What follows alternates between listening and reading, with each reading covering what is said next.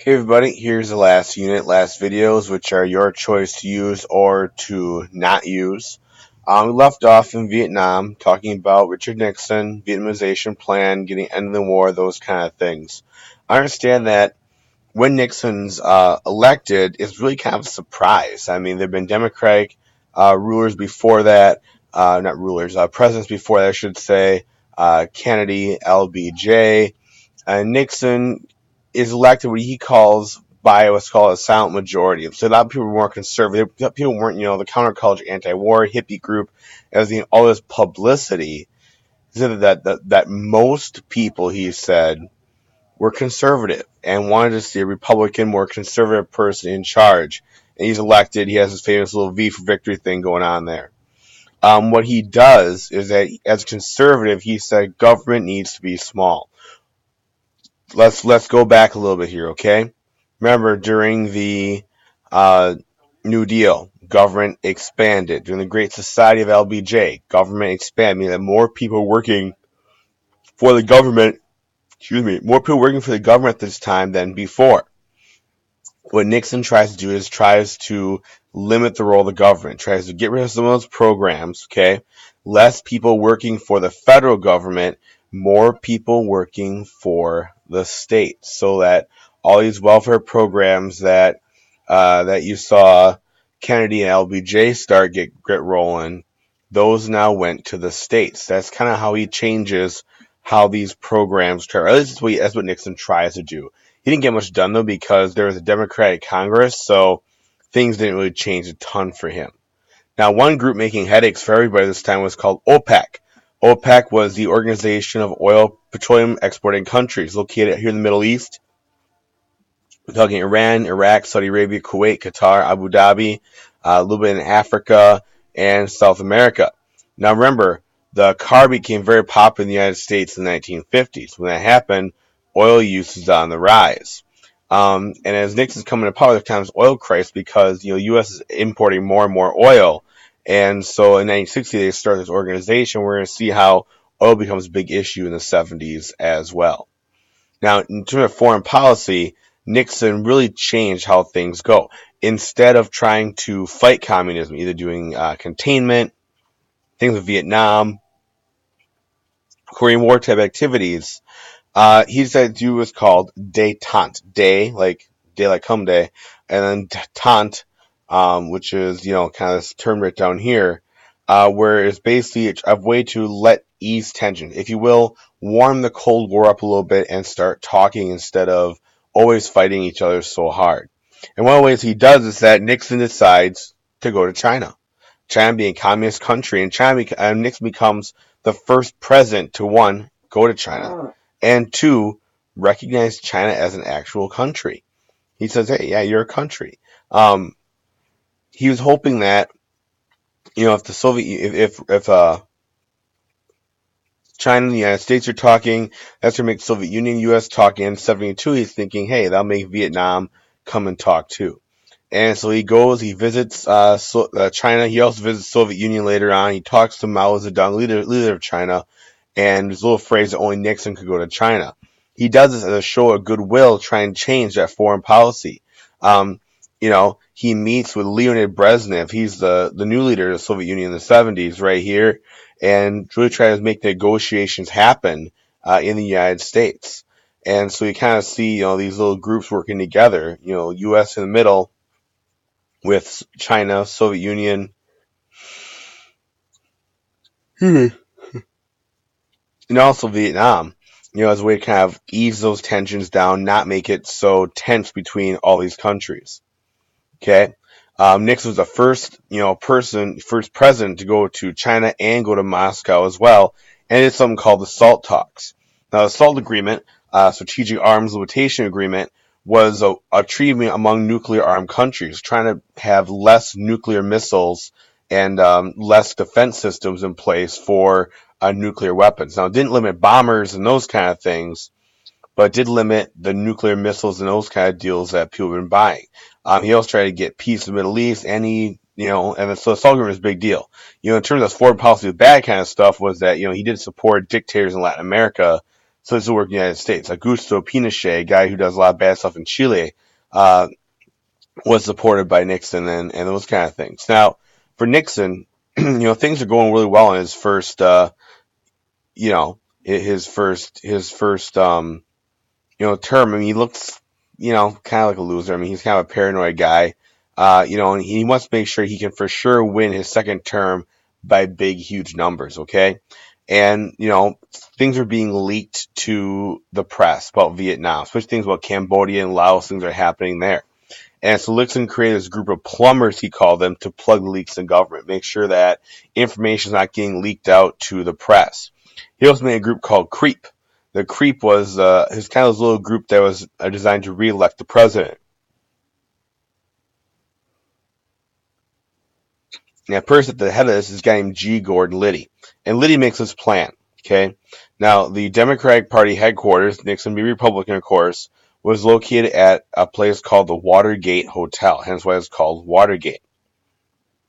He had a plan for these young plumbers to break into the party's headquarters, tap the phones, copy documents, and get information about how the Democratic Party is going to try and run for president, so Nixon has the information ahead of time. Now, this is pretty legal, right? It's basically ordering, breaking, entering. As this whole thing goes down, and two reporters, Bob Woodward, Carl Bernstein, hear about this from an anonymous tip from a person calling themselves Deep Throat. Okay? And so they write this book about how this whole thing's going on. Nixon finds out about it, starts ordering a cover-up, some aides resign, and people start saying, hey, what's going on here, this whole deal? And the Senate starts investigating. They kind of said, hey, Nixon, were you involved in this or not? This group might be involved, but did you order any of it? And so Nixon orders a special investigation to try and see who ordered this break-in into this hotel to get this information. Now, understand this. Nixon was a pretty paranoid guy. Nixon had a tape recording system in the Oval Office, and all the conversations were recorded. Now, he wanted to use that against people if he needed to, that kind of thing. Well, Nixon, he recorded this conversation. The Senate says, hey, Nixon, we didn't have those tapes. And Nixon said, no, I have what's called executive privilege. Executive privilege is the idea that the president doesn't have to give stuff up because, the president's the president, and certain things the president does doesn't have to be aired publicly.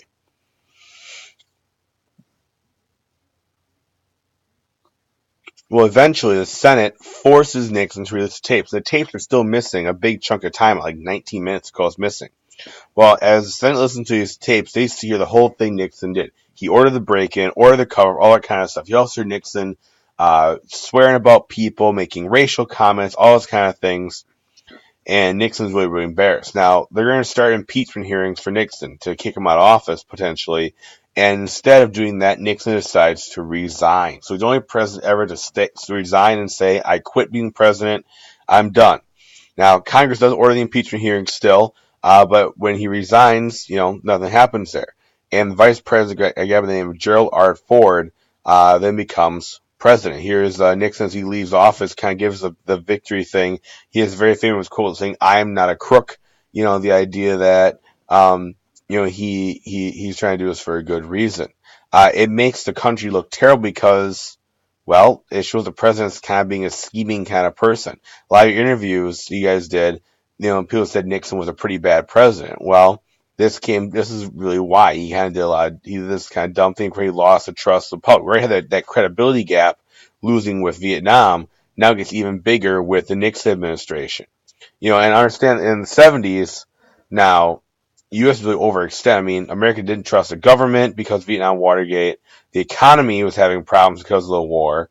And you kind of see Americans start going down. And these two new presidents in the 70s that kind of come in, Ford and Carter, try and pick up this mess. Now, here's Ford right here in the picture, in the newspaper picture here. And Ford becomes president in 74, okay? He becomes president because this whole thing happened after 72 when Nixon was reelected in this big landslide. And the thing about Ford is that Ford was seen as a quote-unquote honest man. He was seen as a guy who wasn't trying to screw over the American public, not a regular kind of politician. He hoped trying to get America past the whole scandal. The first thing he decided to do was he decided to pardon Richard Nixon. Pardon meaning that Nixon's crime here is wiped right off his record.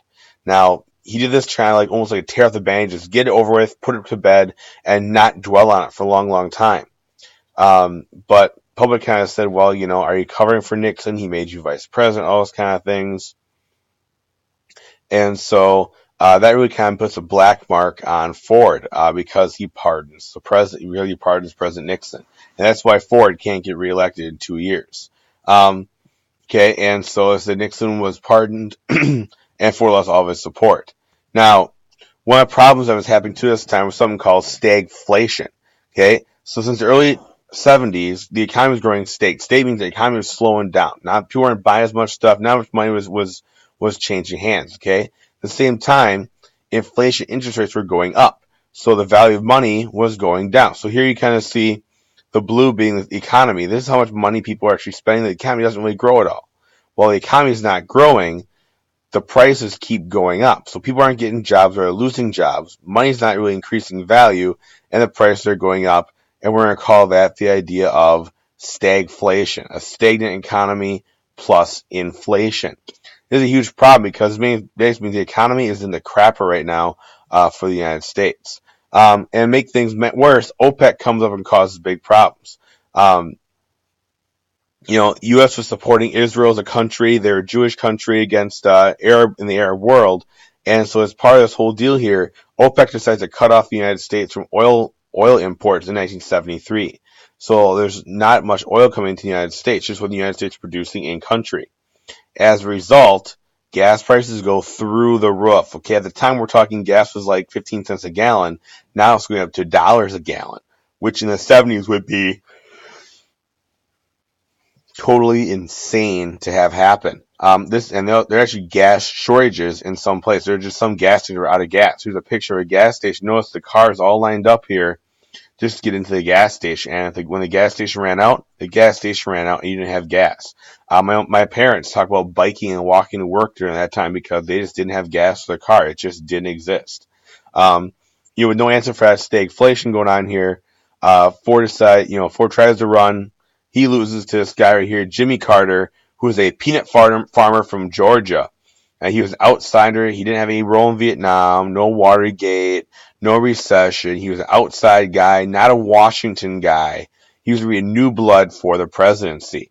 And you kind of see how he got elected here. Democrats down here in the South, Wisconsin carries Carter, so on and so forth. And Carter tried to attack the energy crisis and try to make that happen for inflation, but it just didn't work very well.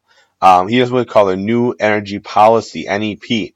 And so he tried to do a lot of different things to make policies work. He tried to, make cleaner energy, better energy, nuclear energy as well, try and bring the energy costs down.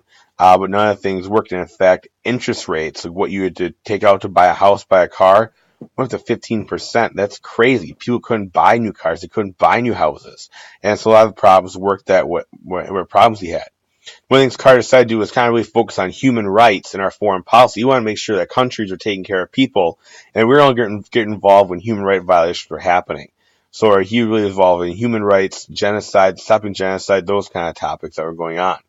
Now, one of the things he really looked at was the situation in the Middle East. Now, Israel, right here, and Egypt have been fighting over this spot right here, the Sinai Peninsula. And so since Israel was created after World War II, it had fought numerous wars among its neighbors. And Carter was going to try and get, the Arab world and Israel together and help them work together. Okay? And so by the time the 70s rolled around, Egypt was ready to recognize Israel and play nice and play along.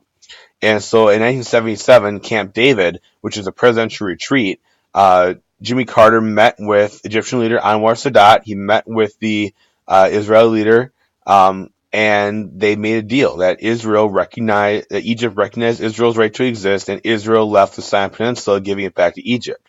And so this is called the impossible, getting the Arab world and Israel together to talk and work together and try to make some peace in the Middle East.